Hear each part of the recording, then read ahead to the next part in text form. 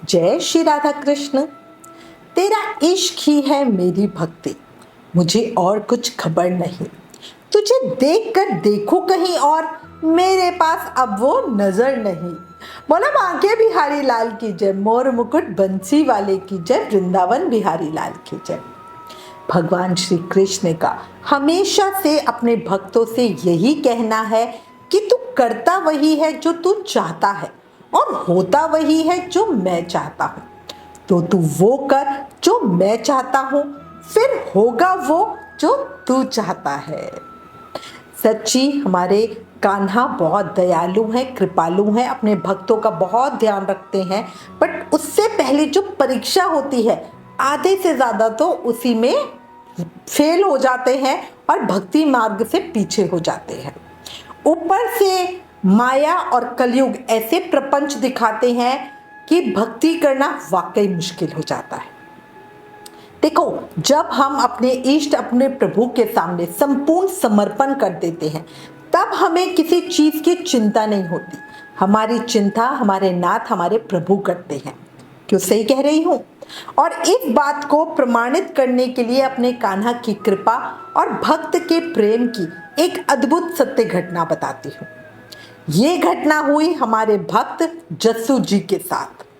भगवान श्री कृष्ण के भक्त जस्सू जी वृंदावन के नजदीक ब्रजबासी गांव में रहते थे। उनका पूरा जीवन कृष्ण भक्ति और कृष्ण के नाम के स्मरण करने में ही बीता। यही उनकी दिनचर्या थी, यही उनके जीने का सहारा था और यही उनका सब कुछ था। वे कहीं भी होते, किसी भी अवस्था में होते, हर समय हर पल हर सांस के साथ वो कृष्ण नाम जाप करते रहते। और जब भी उन्हें जितना भी समय मिलता, वो अपने नटवर नागर के ध्यान में ही डूब जाते, बिल्कुल साधना में लीन हो जाते। और ध्यान में भी ऐसे डूबते कि कई कई घंटों की समाधि में ही चले जाते थे। अच्छा, वो संतों से और दूसरे भागवत भक्तों से भी बड़ा प्रेम करते थे तो वो किसान, पर वो किसानी का काम किसी तरह के मुनाफे, धन कमाने, फायदा कमाने या ऐशो आराम के लिए नहीं करते थे, बल्कि अपनी रोजी रोटी चलाने के लिए करते। और अपने से ज्यादा उन्हें साधु संतों का ख्याल रहता था। उनके खेत में जितना भी अन्न की पैदावार होती, उससे वो सिर्फ उतना हिस्सा अपने पास रखते जिससे बस उनका गुजारा बसर हो जाए। बाकी सारा अनाज या उससे जो धन आता था, वो सारा का सारा संत महात्माओं की सेवा और भागवत भक्तों की सेवा में अर्पित कर देते। इसलिए उनके पास कभी भी बहुत ज़्यादा धन तो होता नहीं था। और ये बात उस गांव के सभी लोग और आसपास के गांवों के सभी लोग बहुत अच्छे से जानते थे, क्योंकि भक्त के नाम से वो जगह में मशहूर थे। बाकी कलयुगी लोग तो उनकी इन बातों पर हंसते थे और उन्हें ऐसे धन लुटाने से मना करते थे। कितने रिश्तेदार तो आ आकर कहते थे कि देखो तुम्हारा कितना बढ़िया उपजाऊ खेत है, उसमें खेती करके फसल बेचकर ज़्यादा से ज़्यादा धन जोड़ने की कोशिश करो, ताकि बाद में घर गृहस्थी के काम आ सके। और हमारे भक्त जी कहते कि जो जिम्मेदारी कृष्ण ने मुझे दी है वो काम मैं कर रहा हूँ, आगे भविष्य का भी अगर मैं ही सोचूंगा तो मेरे कान्हा क्या करेंगे। मेरा भूत भविष्य वर्तमान सब कृष्ण के हाथों में है, जो मुझे वो जैसा रखेंगे वो सब बहुत बढ़िया है। ये होता है भक्त का भाव, जिसे पता है कि मैं नहीं खा रहा, मेरे कृष्ण मुझे खिला रहे हैं, मैं नहीं कर रहा, मेरे कृष्ण मुझसे करवा रहे हैं।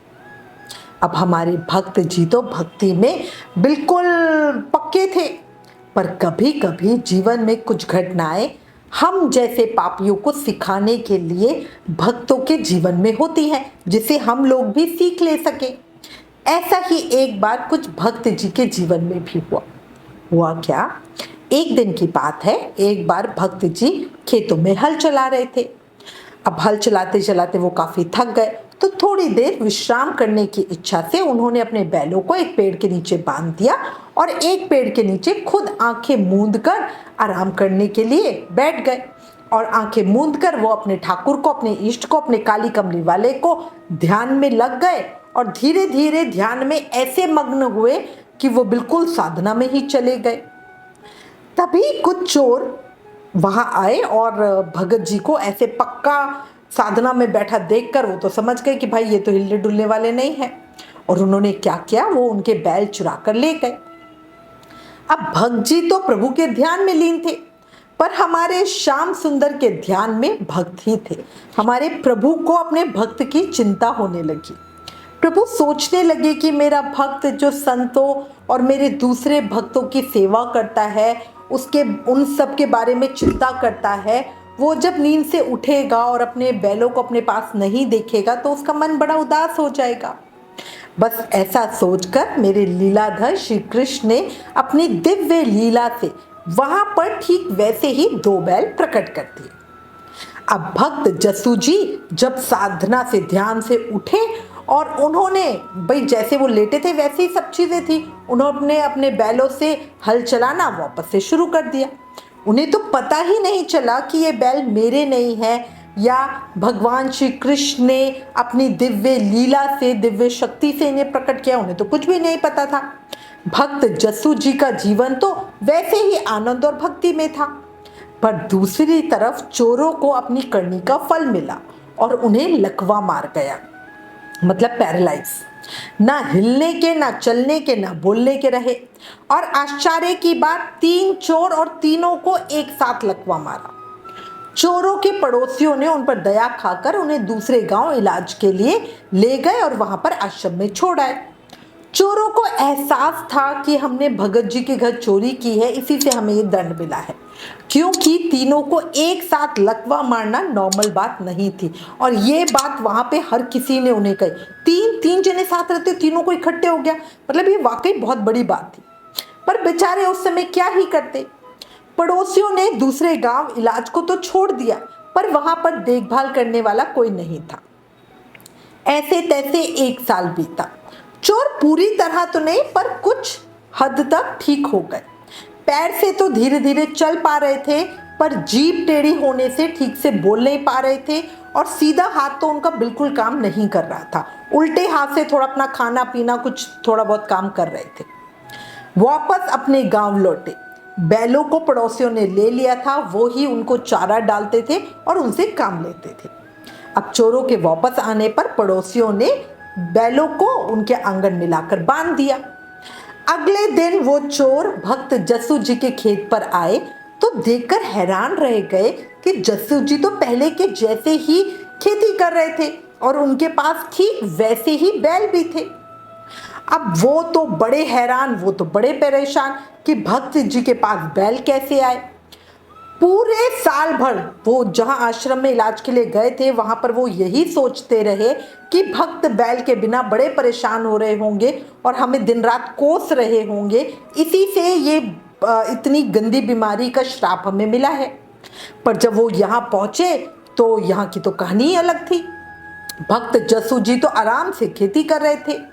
चोरों को ये बात पता थी कि इन भक्त जी के पास और पैसे तो है नहीं कि दूसरे बैल खरीद लेते, और फिर वो यही सोच के बार बार सोच रहे कि आखिर ये बैल आए कहाँ से, आखिर ये बैल आए कहाँ से, क्योंकि भक्त जी के जो बैल थे वो तो वो चुरा के ले गए थे और बैल तो इस समय उनके घर के आंगन में बंधे हुए थे।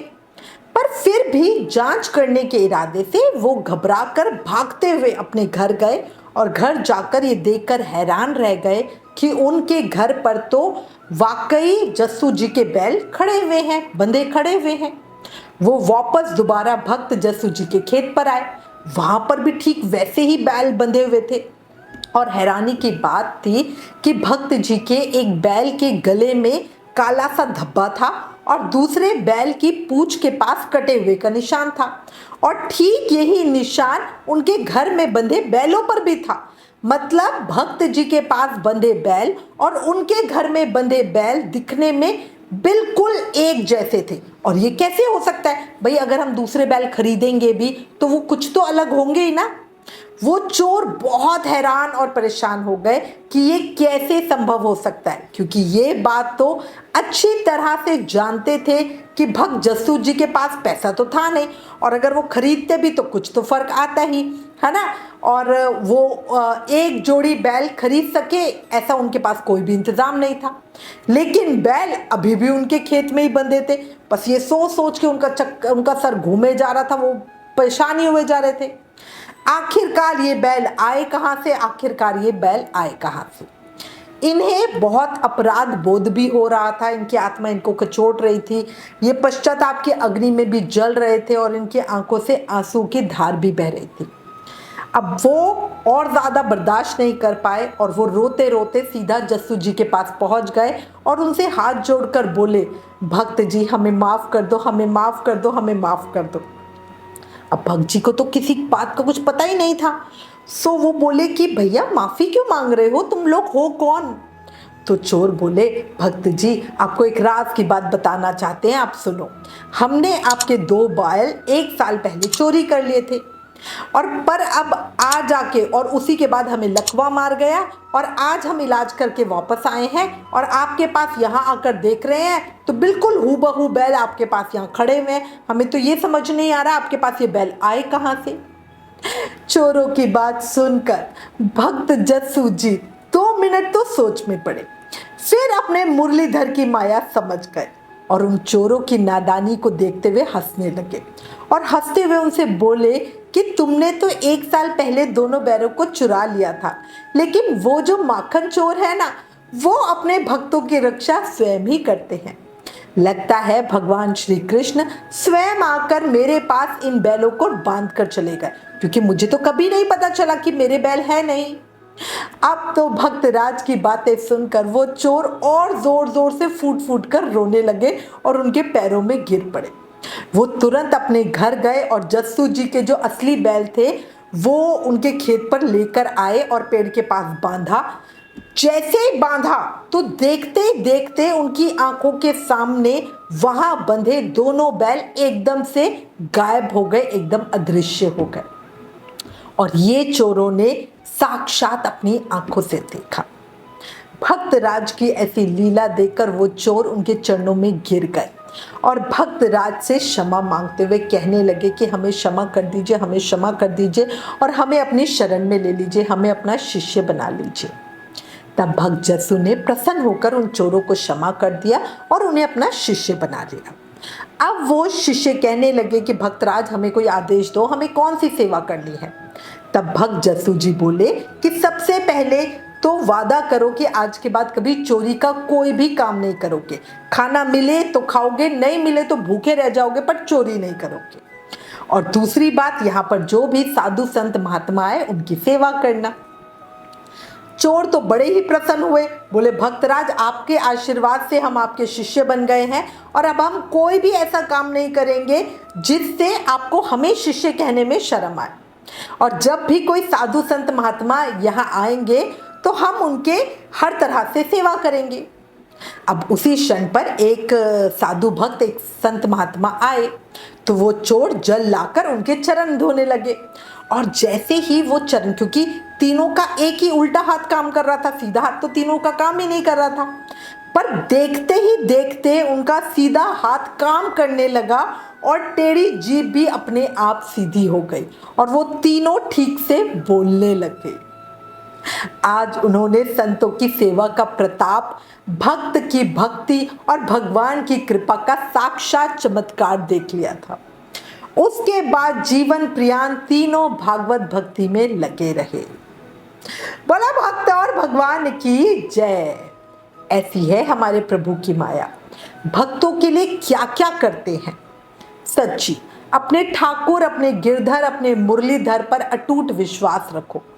देखना सब कान्हा खुद संभालते हैं, पर याद रखना भक्त की श्रेणी में आने से पहले परीक्षा जरूर होगी और उससे घबराना नहीं, ठीक है। उसके बिना भक्त की श्रेणी में आओगे नहीं। अगर इस प्रसंग में भक्त जी के बैल कान्हा वापस नहीं लाते तब भी हमारे भक्त जी का भाव शायद यही होता कि मेरे गिरधर चाहते हैं कि मैं खेती बाड़ी छोड़कर अब आराम से नाम जाप करूं, इसलिए वो बैलों के चले जाने से बिल्कुल भी घबराते नहीं, परेशान नहीं होते। कहने का हमारा मतलब यह है कि ये बात मैं इसलिए आपको कह रही हूँ कि सच्चा भक्त वही है जो प्रभु की इच्छा मानकर अपने जीवन में होने वाली हर घटना को स्वीकार करता है, दुख नहीं मनाता या रोता नहीं है, और ऐसा ही हमें भी करना है। अब आपको एक सलाह देती हूँ, मोहब्बत करनी है तो मेरे राधा कृष्ण से करो, क्योंकि जिन्हें राधा कृष्ण से मोहब्बत हो जाए वो हमेशा सुकून से रहता है। उन्हें ना तो फिक्र जुदाई का होता है और ना ही डर बेवफाई का होता है। बोला राधा कृष्ण की जय, भक्त और भगवान की जय। अगर भक्त के प्रेम, अपने कान्हा की कृपा और संतों की महिमा भरी इस सत्य घटना ने दिल को छुआ, आंखें नम हुई, तो प्लीज इस वीडियो को ज्यादा से ज्यादा शेयर करें। Please like, share and subscribe. Thank you. जय श्री राधा कृष्ण।